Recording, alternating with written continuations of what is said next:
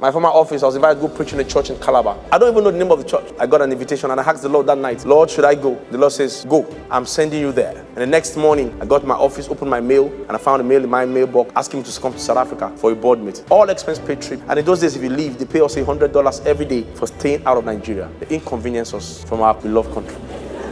So what are you going to do? I said, I'm going to tell my boss I can't go. My friend said, well, how? This is an opportunity. I said, but the Lord said he's sending me to Calabar. I said, do you know the name of the church? Is it Redeemer? I said, no. Is it Living Faith? I said, is it Dunamis? I said, no. What's the name? I don't know. So you're going to sacrifice an all-expense paid trip to be in a meeting with global leaders because of a church in Calabar? Are you even thinking at all? You guys just mask yourself with religion. You are just daft. I said, the Lord said. And the Lord does not change his mind.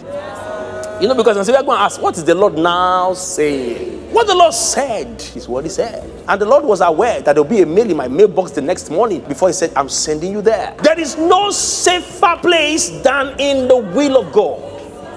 So the issue is, how will I tell my boss I can come in South Africa? I mustered all the courage. Went to see my boss in our office. Say, hi, I'm sorry, I'll not be able to go to South Africa. I said, why? We need you on that trip, blah, blah, blah, blah, blah, blah. I said, I'm sorry, I have to be in Calabar to preach. And she bowed her head and thought. I said, wow, and we really need you on this trip. I said, I'm so sorry, You know, if I was free, I would be very glad to go. She said, okay, no problem. Go and preach. And when you come back, come and spend vacation in South Africa.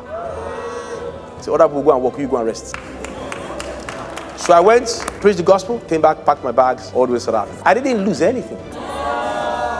Prayer, let your will be done. Most people don't even know God's will. Their own will is too loud that they can't even hear the voice of God. They already have all things mapped out. After this, at 22, I'm married at 23, I finished my master's at 24, in my PhD, 25. They are everything. Asu was in one side, looking at them. Asu sits in one corner. Asu say, yeah. Jesus said, this will is painful, but nevertheless, let thy will be done. If this is your will for me, I will take it.